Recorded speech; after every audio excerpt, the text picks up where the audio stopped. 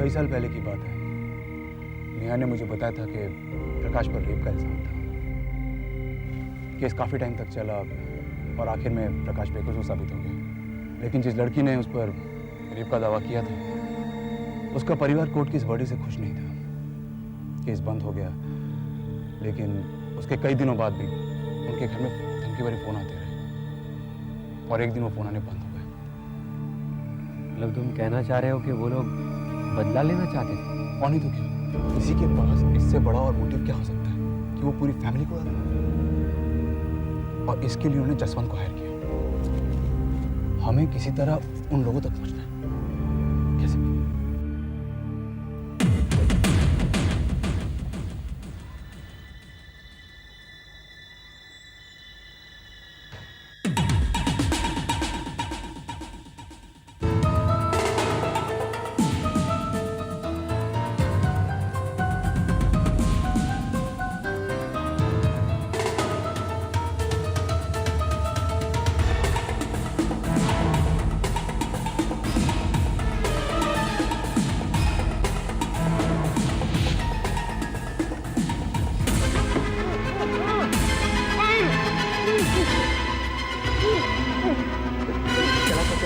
मैं अनुपम, मैं नेहा का बहुत अच्छा दोस्त हूँ। देखिए चाचा, बहुत मुसीबत में है, हमें आपकी थोड़ी मदद चाहिए। आपको याद है ना कि प्रकाश पर रेप का इल्जाम था? हमें उस परिवार का पता चाहिए जिसकी लड़की ने प्रकाश पर रेप का दावा किया था। प्लीज चाचा, देखिए हमारी जिंदगी इस पर निर्भर है।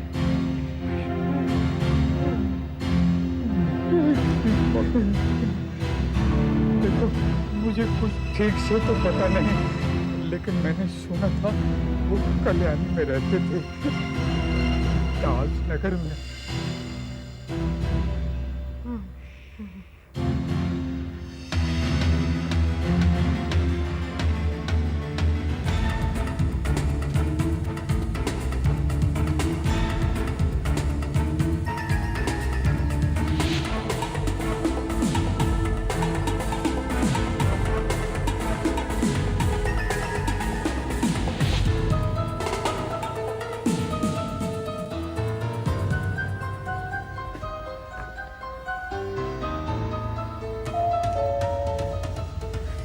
इनसे सच बोलवाना बहुत ज़रूरी है। ये हमारी आखिरी उम्मीद है और इसके लिए चाहे हमें पुलिस स्टेशन जाना पड़े।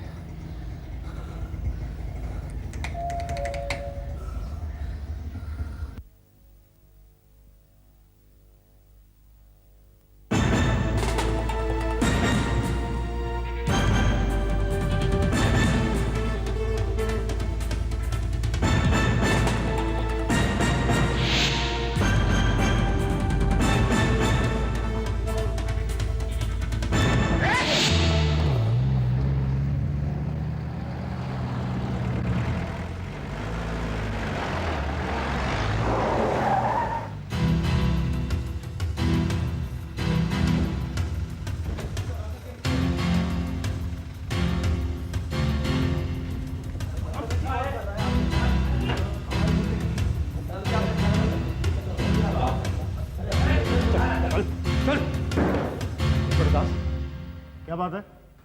सर, यही है वो लोग जिन्होंने खून किया। आप लोगों को मानना पड़ेगा। अब किसको पकड़ कर लाए हैं? सर, इस बार प्लीज हमारा यकीन कीजिए। सिर्फ एक बार हमारी बात सुन लीजिए, फिर आप जो करना चाहते कीजिए। क्या कहना चाहते? देखिए सर, उस रात हमारे कंपार्टमेंट में जसवंत नाम का एक आदमी भी ट्रैवल कर रहा था, जिसे पुलिस ने परसों ही पकड़ा। जसवंत चावला हमारे कंपार्टमेंट? हाँ सर, आपको यकीन नहीं है तो इन लोगों से पूछ लीजिए। चलो बता। देखिए सर, आप इनको। हाँ, लेकिन ये लोग हैं कौन? सर, ये घोष बाबू है और ये उनका बेटा सर। इन लोगों के अनुसार आज से 2 साल पहले प्रकाश मुखर्जी ने इनके बेटी का रेप किया, लेकिन कोर्ट ने उसे रिहा कर दिया। उस वर्डिक्ट से ये लोग नाखुश थे और तब से उन लोगों से बदला लेना चाहते। देखिए, हम लोगों ने कुछ नहीं किया, ये लोग जबरदस्ती हमें पकड़ कर लाए थे। आपकी बात सुनिए। आपको नहीं लगता कि कुछ ज्यादा ही कोइंसिडेंस है कि ये लोग भी उसी डिब्बे में सफर कर रहे थे? और हाँ सर, फॉर्म में एड्रेस भी गलत लिखा। क्यों? सर, गलत एड्रेस सर, इससे बड़ा मोटिव और क्या हो सकता है बताइए। सर, आप मेरी बात सुनिए। यही वो लोग हैं जो सारे परिवार को मार डालना चाहते हैं और इन्होंने ऐसा ही किया, लेकिन जसवंत की मदद से। ये सब झूठ बोल रहे हैं। देखिए, हमें नहीं मालूम था कि वो लोग भी इसी डिब्बे में ट्रैवल कर रहे थे। एक मिनट, देखिए सर, एक आवाज निकली तो सबको अंदर कर दूंगा। मिस्टर घोष, आपने फॉर्म पे गलत एड्रेस क्यों लिखा? जी, वो दरअसल हम लोगों ने एक एजेंट से टिकट लिया था, इसीलिए। आप मुंबई काम से गए थे या फिर? जी हाँ सर, मैं ऑफिस के काम से गया था। एक्चुअली मैं जिस कंपनी में काम करता हूँ उस कंपनी का हेड ऑफिस कुर्ला में है सर। कुर्ला में? जी हाँ। लेकिन हमें जो इन्फॉर्मेशन मिली है उसके मुताबिक उस दिन कुर्ला में जितने लोग उतरे थे उनमें आपका जिक्र नहीं था। तो फिर आप लोग कहाँ उतरे? वो हम लोग दरअसल कल्याण उतरे। जी हाँ, कल्याण में। कल्याण में? क्यों? सर क्योंकि इनके पास जवाब नहीं सर, तब तक ये लोग नेहा को मार चुके थे सर। मैं बेकसूर सर, खूनी लोग तो ये है सर, मैंने किसी को खुद। मिस्टर घोष, मेडिकल रिपोर्ट के मुताबिक नेहा का खून सुबह 4 से 5 के दरमियान हुआ है, यानी कल्याण से कुछ देर पहले। सर हुआ होगा, लेकिन सर हमने आई एम कुछ सॉरी नहीं किया, मिस्टर सर। घोष, मुझे शक के बिना पर आप दोनों को गिरफ्तार करना पड़ेगा। सर प्लीज आप लोग बात तो सुनिए। अरे क्या बात सुनिए? इंस्पेक्टर साहब प्लीज आप सुनिए सर। दास स्पीकिंग। क्या? कब हुआ ये? हाँ ठीक है, मैं भी आता हूँ। हाँ, मिसेस मुखर्जी का खून हो गया।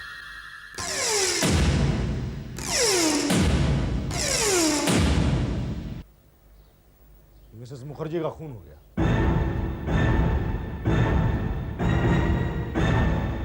अब तो आपको हमारी बात का यकीन करना होगा सर, हमने किसी का खून नहीं किया।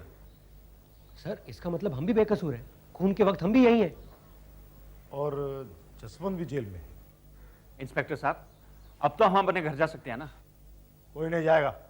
मुखर्जी, इन सबको अंदर कर दो। चलो। साबित हो गया सर। धक्का क्यों मारे? हम चल रहे हैं ना। अरे चल रहे हैं ना हम।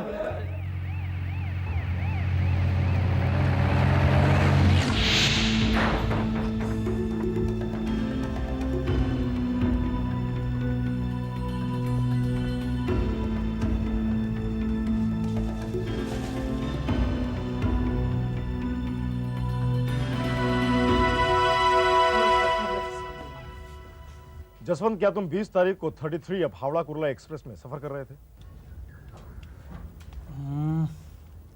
साहब कुछ याद तो नहीं है, और वैसे भी आप लोग के चक्कर में इतना भागा हूं कि कुर्ला में घुसा, मैं मालगाड़ी में घुसा, कुछ याद नहीं अपने को। मैं याद दिलाता हूं, तुम फर्स्ट क्लास में सफर कर रहे थे और तुम्हारे साथ महेश और सुनील नाम के 2 लड़के थे। हाँ वो दारू वाला ना, मेरे को याद है, बहुत गर्म खून था साला उसका अपनी तरह। जसवंत, क्या तुमने नेहा को मारने की सुपारी ली थी? कौन? वो भी उसी डिब्बे में सफर कर रही थी। हाँ वो गोरी गोरी, हाँ उसका खून। बनो मत। अरे बन नहीं रहा है, मुझे याद नहीं है मैंने उसको मारा या नहीं मारा। और वैसे भी साहब इतना खून कर लिया ना कि अभी किस किस का चेहरा याद रखे, आप तो समझता है। देखो जसवंत, तुम्हारी गवाही से एक बेकसूर आदमी बच सकता है। हो सकता है तुमने खून न किया हो, लेकिन शायद ऐसा कुछ देखा हो जिससे हमें कुछ मदद मिल सके। याद नहीं आ रहा है साहब। याद करने की कोशिश करो। तो बोला ना, याद नहीं आ रहा है, दिमाग खराब करने की जरूरत नहीं है, अभी जाओ बोला ना। देखो जसवंत, तुम्हें फांसी तो लगने ही वाली है, इसमें कोई शक नहीं है। जाने से पहले अच्छा काम कर जाओ। बोलो। हिंदी समझ में नहीं आता क्या? एक बार बोला ना, दिमाग खराब करने का जरूरत नहीं है, चल निकल चल। ठीक है, मैंने तुम्हें एक मौका दिया था अपने पापों को धो डालने का, लेकिन शायद मेरी बात तुम्हारे इस भेजे में घुसी नहीं। चलता हूं, अगर याद आ जाए तो मुझे बुला लेना। ओके? हे सुन, हे बहुत इमोशनली कर दिया तुम मेरे को। मैं ना बहुत जल्दी वो ढह जाता हूँ, तो अभी मैं तुमको बता देता हूँ। दरअसल उस रात को करीब 2 बजे होंगे।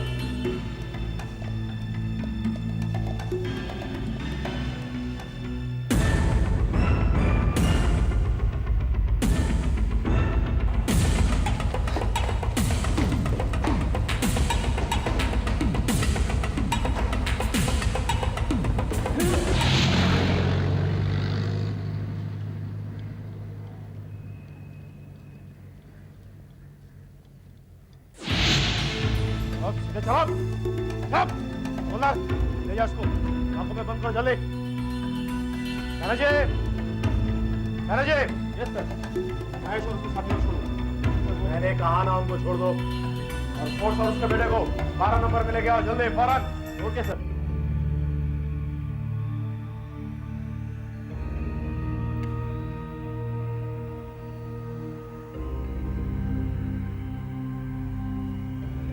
आपका दूसरा बेटा मुझे आधी कहानी बता चुका है। बाकी की आप बताएंगे या किसी से पूछूं? बदकिस्मती से घोष बाबू मेरे हाथ में एक ऐसा गवाह आ गया है जो ये साबित कर सकता है कि नेहा का खून आप लोगों ने किया है। अगर जसवंत ने इसे महेश के बैग से चाकू निकालते नहीं देखा होता तो शायद आप बच जाते। और दूसरी गलती इसने ये कर दी कि जब वो लड़के जबरदस्ती आपको पुलिस स्टेशन लेकर आए तो इसे लगा कि आप फंस गए और इसने जाकर मिसेस मुखर्जी का खून कर दिया, जिससे हम ये सोचने पर मजबूर हो गए कि खूनी कोई और। चाल आपने बहुत अच्छी चली थी घोष बाबू, लेकिन अपने ही जाल में आप नहीं फंसे।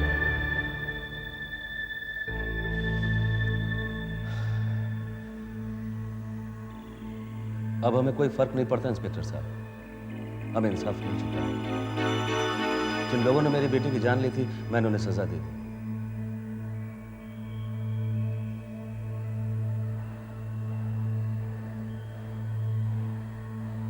आज से 2.5 साल पहले मेरी बेटी प्रीति मुखर्जी इंडस्ट्रीज में काम करती थी। एक रात किसी जरूरी काम के बहाने प्रकाश मुखर्जी ने मेरी बेटी को अपने घर बुलाया। मेरी बेटी मुखर्जी परिवार को अपने परिवार का ही एक हिस्सा समझती थी, लेकिन उसे इस बात की जरा भी खबर नहीं थी कि उसके साथ क्या होने वाला है। Hi baby. Hi. Please come. कम।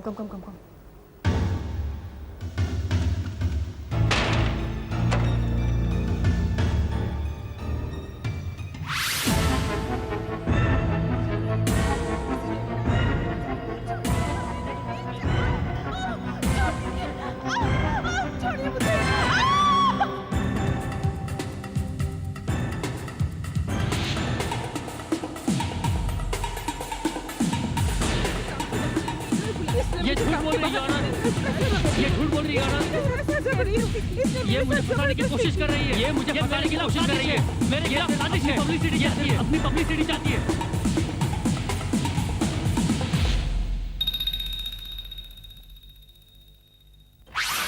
प्रकाश, छोड़ दो उसे। बेटी क्या हुआ? अरे बेटी क्या हुआ? हैं? क्या हुआ तुझे? अरे बोलना क्या हुआ? हाँ? क्या हुआ? हाँ बोल क्या हुआ? हाँ? प्रीति को उस हालत में देखकर हम घबरा रहे थे। वो कुछ नहीं कह पाई, लेकिन उसके मौन चेहरे ने हमें सब कुछ बता दिया था। प्रकाश मुखर्जी ने मेरी बेटी के साथ घिनौनी हरकत की थी। और तो और मुखर्जी परिवार के सारे लोग ये जानते थे कि प्रकाश ने ही मेरी बेटी का बलात्कार किया था। फिर भी उन लोगों ने उसे चुप रहने के लिए कहा। कुछ पैसे देकर मुंह बंद करवाने की भी कोशिश की गई, लेकिन प्रीति ना तो इसे भूलना चाहती थी और ना ही चुप रहना चाहती थी। हम भी यही चाहते थे कि प्रकाश को उसकी किए की सजा मिले, लेकिन कोर्ट में उसके सारे परिवार वालों ने झूठी गवाही दी। उसके वकील ने भी यह साबित कर दिया कि प्रकाश उस वक्त शहर में नहीं था। प्रीति सदमे को बर्दाश्त नहीं कर पाई और एक दिन उसने अपनी जान ले ली।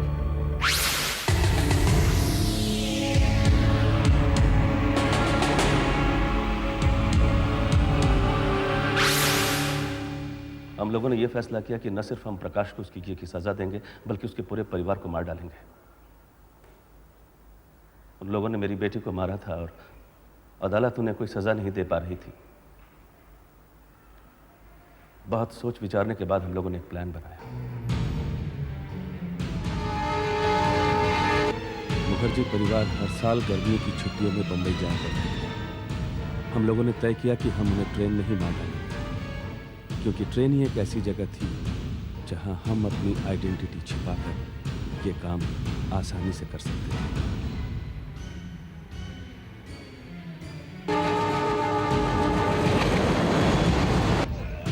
लेकिन जब महेश ने चाकू निकाला तो हमें एक मौका और मिल गया। हमें यह विश्वास हो गया था कि पुलिस हम पर कभी शक नहीं कर सकती, क्योंकि चाकू पर महेश की उंगलियों के निशान थे।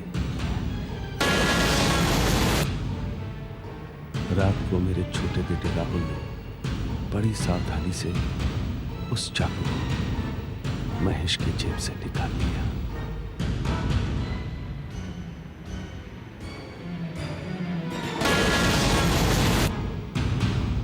प्लान के मुताबिक सुबह 4 बजे के करीब जैसे ही ट्रेन इधर से छूटी, हमने अपने काम को अंजाम देना शुरू किया। लेकिन तभी नेहा अचानक हमारे कंपार्टमेंट में आ गई। शायद उसने ट्रेन को इगतपुरी से दोबारा पकड़ा था और उसने हमें देख लिया।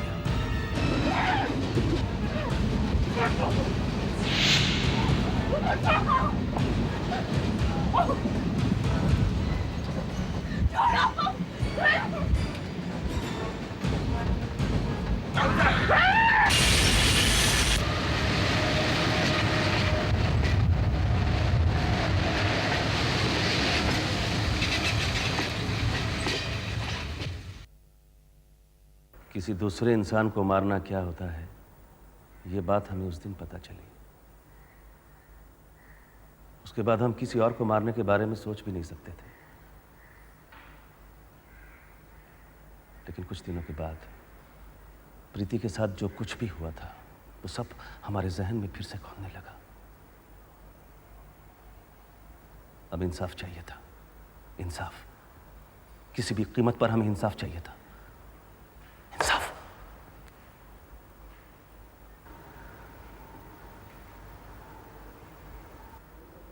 मैंने कोई जुर्म नहीं किया। मैंने गुनाहगारों को सजा दी है। हाँ, आपका कानून इस सजा को जुर्म करार दे सकता है। जुर्म, सजा। मुझे प्रीति के पास जाना है।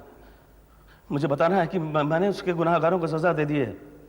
प्रीति, प्रीति, मैंने तेरे मौत का बदला ले लिया है बेटा। इन लोगों को अंदर ले जाओ।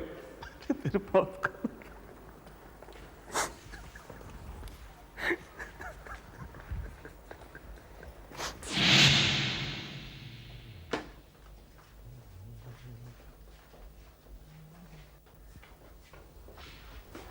सर अब तो हम लोग जा सकते हैं ना?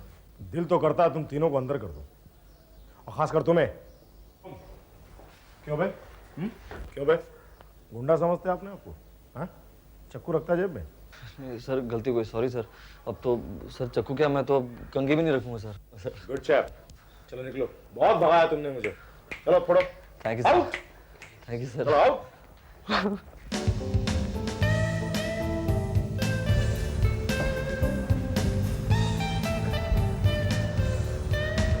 अब क्यों भाग रहा है? इतने दिनों से दौड़ने की आदत लग गई है, नॉर्मल होने को टाइम तो लगेगा कि नहीं?